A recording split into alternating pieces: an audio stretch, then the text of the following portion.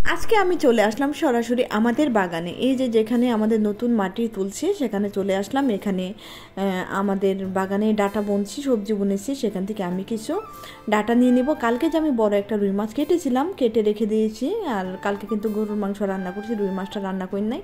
ভাবলাম সেই রুই মাছটা ক্ষেতের ডাটা দিয়ে রান্না করি। ক্ষেতের ডাটা দিয়ে রান্না করলে সারা সারা ডাটা খুবই ভালো লাগবে। আর এই যে দেখো এরা পুকুর পাড়ে দেখো আবার একটু দুষ্টামি করতেছে তামান্না আর তামান্নার বান্ধবী। এই যে আর এখানে আমি চলে আসলাম, ডাটাগুলো এই যে তুলে নিতেছি নরম নরম দেখে। আর আজকে তোমাদের সঙ্গে শেয়ার করব পিচ পাস রান্না।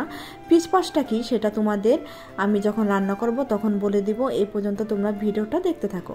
আশা করি ভিডিওটা তোমাদের কাছে ভালো লাগবে। তাহলে আমার ভাই ও বোন, খালা খালু, চাচা চাচি, মামা মামি, তোমরা সবাই কেমন আছো? আশা করি অনেক অনেক ভালো আছো।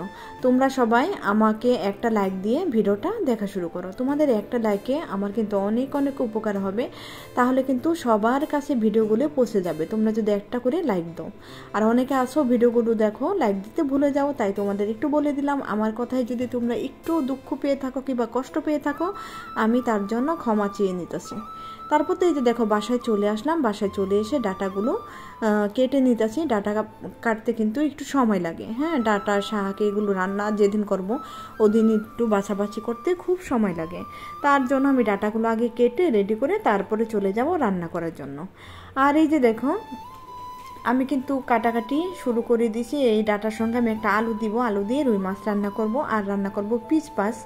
তাহলে তোমরা ভিডিওটা দেখতে থাকো, আশা করি তোমাদের কাছে ভালো লাগবে। আমি বিক্রমপুরের মেয়ে, তোমাদের সঙ্গে আছি লাইফস্টাইল ডেলি ব্লগ নিয়ে। পিএন ব্লগে তোমাদের সবাইকে অনেক অনেক শুভেচ্ছা ও স্বাগতম। আর এই ডাটাগুলো কাটা হয়ে গেলে আমি রান্নাটা করে নেব আজকে দেশি মুরগি দিয়ে পিচ পাস। আর আমার চ্যানেলে যারা নতুন আসছো আমার বন্ধুরা, যদি তোমাদের কাছে ভিডিওটা ভালো লেগে থাকে তাহলে সাবস্ক্রাইব করে পাশে থেকে যেও পিএন ব্লগের লাইফস্টাইল ডেলি ব্লগ দেখার জন্য। আর বেল বাটনটা টিপ দিয়ে দিও, তাহলে আমি ভিডিও ছাড়ার সঙ্গে সঙ্গে নোটিফিকেশনটা তোমাদের কাছে পৌঁছে যাবে। তোমরা সাথে সাথে ভিডিওটা দেখে নিতে পারবে সবার আগে।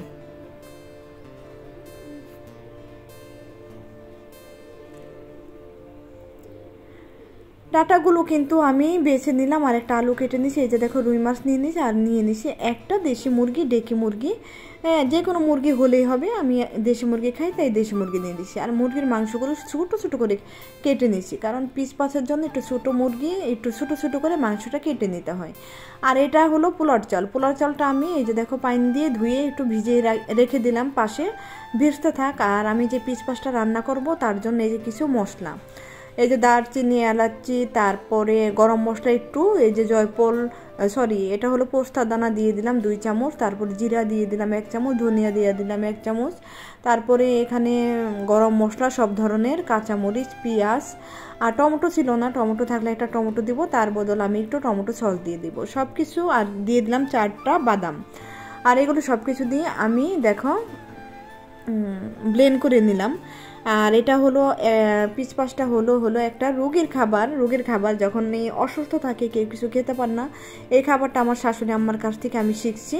শাশুড়ি আম্মা যখন দেখতাম আমার বাচ্চারা বা আমরা অসুস্থ থাকতাম তখন এই খাবারটা রান্না করে দিত। তখন এত ময় মশলা দিত না, হালকা একটু মশলা দিয়ে পোলার চাল দিয়ে আর কি রান্না করতে। এখানে আমি বাদাম, তারপর একটু দুধ দিব, তারপর একটু দই দিব, এগুলো একটু বাড়তি দিছি।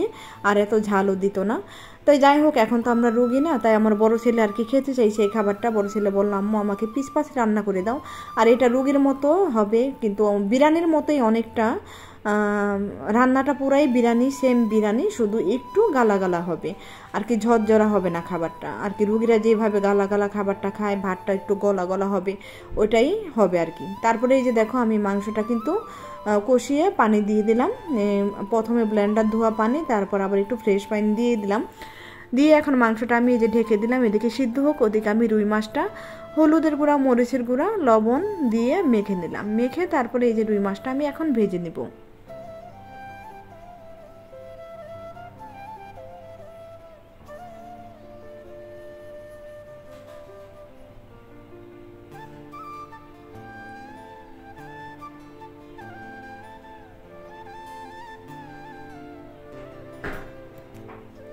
রুই মাছটা ভেজে তুলে নিয়ে তারপরে কিছু পেঁয়াজ ভেজে নিতেছি রান্না করার জন্য। আর এদিকে দেখো মাংসটা কিন্তু অনেকটা হয়ে গেছে। আমি 2 চামচের মতো দই দিয়ে দিলাম, আর দিয়ে দিলাম একটু গুঁড়া দুধ। আর এমনি কিন্তু যখন রুগীরা খাবে তখন কিন্তু দুধ টুধ কিছুই দেওয়া লাগবে না, একদম হালকা সাদা আর কি আদা রসুনের ঝাল দিয়ে এটা রান্না করতে হয়।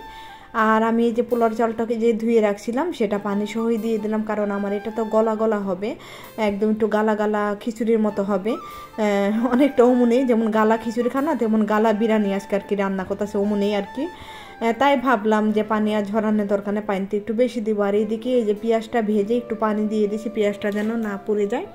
দিয়ে দিলাম আদা রসুন বাটা, হলুদের গুঁড়া, মরিচের গুঁড়া 1 চামচ করে, আর মরিচের গুঁড়া 1/2 চামচ, হলুদের গুঁড়া 1 চামচ, আদা রসুন বাটা 1/2 চামচ, লবণ পরিমাণ মতো দিয়ে আলু আর ডাটাটায় আমি একটু ভাপ দিয়ে রেখেছিলাম।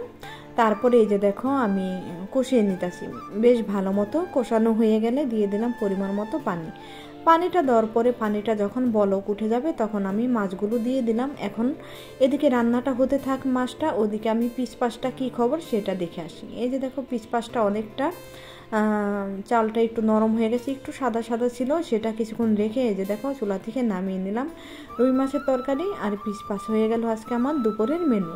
রুই মাছটা রান্না করলাম রাতের বেলা, যদি দেখা যায় পিস পাস নাও খেতে ইচ্ছা করতে পারে, কিন্তু পিস পাসটা এমন একটা জিনিস 3 বেলা দিলে 3 বেলাই সবাই খেতে পারবে, রুগী হোক বড় হোক ছোট হোক সবাই খেতে পারবে।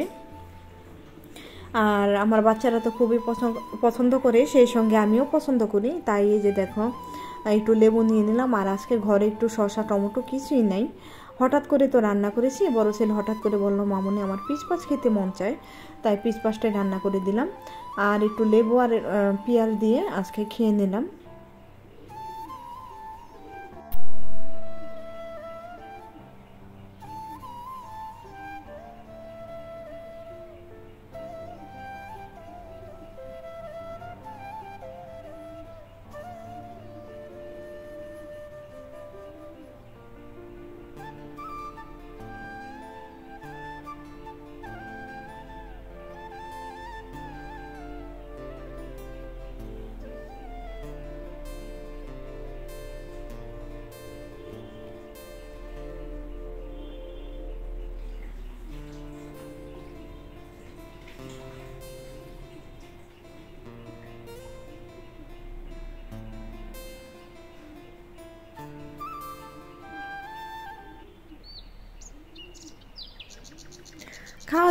খাওয়া দাওয়া শেষ করে নিলাম। তারপরে আজকে তো প্রথমে তোমাদের যারা নতুন আসছো তাদের তো আমাদের বাগানটা দেখাই না, কি সুন্দর সুন্দর ফুল ফুটেছে আজকে। যে এটা হলো কাঞ্চন ফুল, বেলি ফুল, এই ফুলটা নাম ভুলে গেছি, বেগুন ফুল, অনেক ধরনের ফুলই ফুটেছে।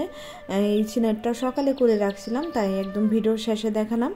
আর জেসমিন আপাই যে সকালে থাল বাসন ধুয়ে নিল। আর এই যে দেখো মাশাল্লাহ অনেকগুলো গোলাপ ফুল ফুটতেছে, অনেক অনেক ফুলের কলি আসছে। এই ফুলগুলো যখন ফুটবে একদম বাগানটা ভরে যাবে, একটার পর একটা ফুল। আর এটা হলো ওয়াটার লিলি ফুল, একটার পর একটা ফুল। গাছটা দেখো হাজার হাজার কোটি কোটি ফুল ফুটতে আছে, কোনো শেষ নাই ফুটার। তো আজকের মতো এখানে শেষ করবো। সবাই ভালো থাকবা, সুস্থ থাকবা, আল্লাহ হাফেজ, আসসালামু আলাইকুম।